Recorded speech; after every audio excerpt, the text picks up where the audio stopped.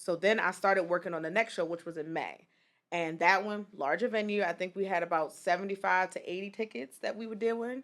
That one was $25. I was like, okay, let's do 25. Once again, same component, fashion, performers. You know, we ended up doing a line dance. We had the men get up and participate in the fashion show. It was a really fun experience. Yeah. And so that one sold out again. We were able to give away a ticket for somebody to come. We sold booklet space because, you know, black folk love a little booklet where they can sell their ad space. By the way, we're selling ad space for the tour. Where's the ads going to be at? So we have a virtual book and we'll have a in-hand book that people will be able to have. So the thing with Audacity, when you're advertising your business, it's going to be in all the cities that we're going to be in. Okay, yeah. So it's not like you're advertising. I got you. Yeah, for sure. Yeah. So with that one, we started selling ad space and like people was like, yo, when the next one? Sold out. It was a part of the show where the host was like, yo, all y'all men sitting in here, let's get all y'all to go to the back and put on some clothes and like model. And when I tell you all the men stood up, all the women was like, yeah, he over here trying to hide. Like it was so fun. Like all the men got up. My daddy got up and he was dancing and everything. I was like, oh, this is lit. Yeah. And so people was like, when the third one? I was like, okay. Let's get ready for the third one. Yeah. Baby, I was getting ready for the third one. The date, and I tell people, Audacity, it was growing. Yeah. I was setting up for the next date, June 20th of 2020. And I was getting ready to make a post in March. And we all know what happens in March 2020. Woo! Oh, yep. Don't we ever?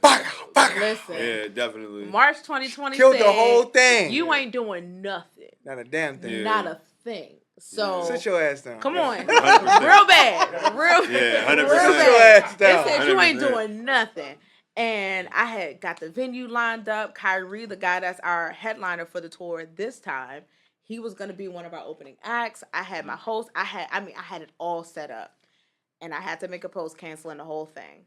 And I moved to Pittsburgh. So in March, I had to cancel the show. I moved to Pittsburgh in August of 2020. I went back into higher education and HR and operations, and I basically just went off the scene. Mm-hmm. I stopped doing art. I really wasn't singing. I really wasn't doing anything creative.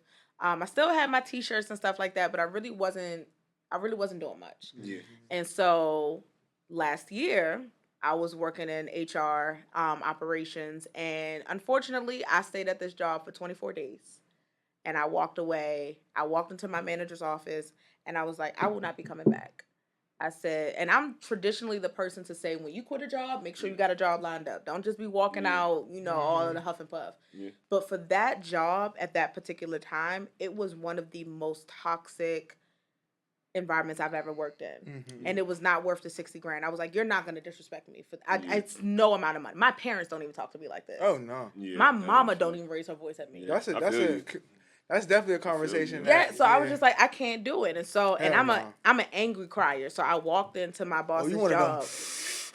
Baby, I was like, I'm not coming back. Yeah. And I'm going to turn my stuff in. I was boo-hooing. And all of this happened while I had my 5-month-old on my hip. Yeah. And so I'm also at my highest of heights with emotions and everything. Yeah. 5-month-old.